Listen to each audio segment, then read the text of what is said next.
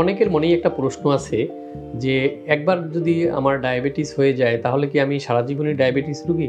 আমার তো সুগার একবার বেড়ে গিয়েছিল, এরপর আমি খাবার দাবার কন্ট্রোল করেছি, এক্সারসাইজ করছি, এখন কখনোই আমার সুগার বেশি না, সবসময় নর্মাল ৫-৬ থাকে, আমি তো ডায়াবেটিস রোগী না।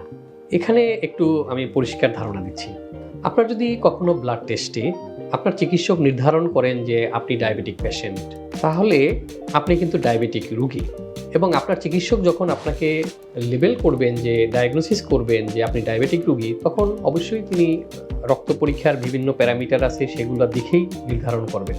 যেমন খালি পেটে যদি রক্তের সুগার ৭ বা তার বেশি থাকে, গ্লুকোজ খাওয়ার ২ ঘন্টা পরে রক্ত মেপে যদি দেখা যায় যে ১১.১-এর বেশি আছে, অথবা র্যান্ডম যে কোনো সময় ব্লাড সুগার টেস্ট করলেন, সবসময় দেখা গেল যে ১১.১-এর বেশি আসতেছে, ২-৩ বার আপনি টেস্ট করলেন, ২-৩ বারই দেখলেন যে ১১.১-এর বেশি আসছে, এবং আপনার কিছু সিমটমস হচ্ছে, যেমন গলা শুকিয়ে যাচ্ছে, অনেক বেশি ক্ষুধা পাচ্ছে, ওজন কমে যাচ্ছে, ডায়াবেটিসের যেগুলো টিপিক্যাল সিমটমস, উপসর্গ, এগুলো যদি থাকে, তাহলে আপনার চিকিৎসক এগুলো মিলিয়ে আপনাকে ডায়াগনোসিস করে দিবেন যে আপনার ডায়াবেটিস আছে। কিন্তু এদের মধ্যে কিছু সংখ্যক রোগী পাওয়া যায় যারা খাবার দাবার খুব ভালো নিয়ন্ত্রণ করেন, ফিজিক্যাল অ্যাক্টিভিটি বাড়িয়ে দেন, নিয়মিত ব্যায়াম করেন, তাদের সুগার কিন্তু খুব দ্রুত নর্মাল হয়ে যায়, এবং দেখা যায় এক পর্যায়ে তাদের ঔষধ বন্ধ করে দেওয়া যায়। ইনসুলিনও দরকার হয় না, মুখে খাবার ট্যাবলেটও প্রয়োজন হয় না, ট্যাবলেট এবং ইনসুলিন ছাড়াই দেখা যায় তার সুগার ৫-৬ থাকে। এবং এটা থাকে কিভাবে? এটা থাকে তিনি খাবার নিয়ন্ত্রণ করছেন এবং তিনি নিয়মিত ব্যায়াম করছেন। এই নিয়মিত ব্যায়াম করা এবং খাবার নিয়ন্ত্রণ করা, খাবার ডায়াবেটিসের নিয়ম অনুযায়ী খাওয়া, এ দুটো কিন্তু ডায়াবেটিসের চিকিৎসা। আপনি কিন্তু চিকিৎসা নিয়েই আপনার সুগারকে ৫-৬-এ রাখছেন। সুতরাং আপনি যদি এ দুটো বাদ দেন তাহলে সুগার কিন্তু আপনার বেড়ে যাবে, তখন ৮-১০-১২ হয়ে যাবে। তো আপনি নিয়মিত ব্যায়াম করছেন এবং খাবার দাবার মেনটেন করে আপনার সুগার নর্মাল আছে, ৫-৬ থাকছে, সবসময় নর্মাল আছে, আপনি বললেন যে আমার ডায়াবেটিস নাই। সুতরাং কিছুদিন পরে আপনি আবার এলোমেলোভাবে খাওয়া দাওয়া শুরু করলেন, ব্যায়াম করা বন্ধ করে দিলেন, তো আপনি নিশ্চিন্তে ঘুরে বেড়াচ্ছেন যে ডাক্তার সাহেব কি বলেছিল, আমার সুগার বেশি, ডায়াবেটিস বেশি, একদম ঔষধও দিয়ে দিয়েছেন। আপনি বলেন যে আমি যতবারই মেপেছি আপনার ৫-৬ আসে, কখনোই আসে না।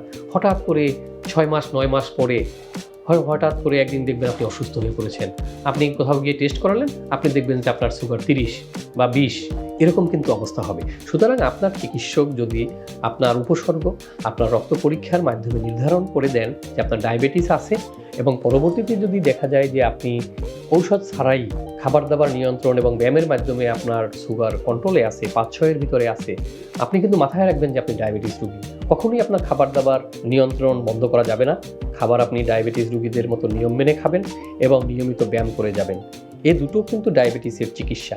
এই চিকিৎসার মাধ্যমেই আপনি ভালো আছেন। ডায়াবেটিস রোগী এটা কিন্তু কোনো স্টিগমাটা না, এটা কিন্তু আপনার কোনো লজ্জা শরমের ব্যাপার নয়, এটা একটা রোগ। আপনাকে রোগটাকে অ্যাকসেপ্ট করতে হবে এবং আপনি ডায়াবেটিস রোগী এটা মেনে নিয়েই আপনি আপনার জীবন যাপন চালিয়ে যাবেন। সেভাবেই আপনি খাওয়া দাওয়া করবেন, সেভাবেই আপনি ব্যায়াম করে যাবেন। এতে করে আরও সুবিধা হলো যে আপনার একটা হেলদি লাইফস্টাইলের মধ্যে আপনি থাকবেন এবং আপনার হার্টের সমস্যা হওয়ার সম্ভাবনা কমে যাবে, আপনার অন্যান্য ওজন বাড়বে না, অন্যান্য সমস্যাগুলো আরও কমে যাবে। আপনি একটা ভালো হেলদি লাইফস্টাইলের মধ্যে থাকতে পারছেন। সুতরাং আপনার প্রথম কাজ হলো এই ডায়াবেটিস রোগী এটাকে মেনে নেওয়া, এটাকে এই ডায়াগনোসিসটাকে অ্যাকসেপ্ট করা, এবং অ্যাকসেপ্ট করে আপনি খাবার দাবার এবং ব্যায়ামের মাধ্যমে আপনি সুগারকে নিয়ন্ত্রণ করে রাখতে পারছেন। এটা আপনার জন্য অবশ্যই একটা সুখবর, এবং আমি বলবো যে আপনি খুবই ভালো করছেন। আপনার একটা হেলদি লাইফস্টাইলের ভিতরে আপনি আছেন। হেলদি লাইফস্টাইলের মাধ্যমে আপনি ডায়াবেটিস কন্ট্রোল করে রাখছেন। কিন্তু আপনি যদি ভুলে যান যে আপনার, এবং অস্বীকার করেন যে না আমার ডায়াবেটিস নাই, আমার তো সুগার একবার বেড়েছিল, এখন সবসময়ই কম, তাহলে কিন্তু যে কোনো একদিন আপনার বিপদ হয়ে যাবে। ৬ মাস ৯ মাস ১ বছর পরে হঠাৎ করে ডায়াবেটিস ৩০-২০ হয়ে আপনি অসুস্থ হয়ে পড়বেন। তাই আপনার উচিত এটা সহজে মেনে নেওয়া এবং ডায়াবেটিসের যে দুটো প্রাথমিক চিকিৎসা, ব্যায়াম করা এবং খাবার দাবার মেনে চলা, স্বাস্থ্যসম্মত খাবার দাবার খাওয়া, এই দুটো মেনে চললে আপনি ভালো থাকবেন। ধন্যবাদ সবাইকে।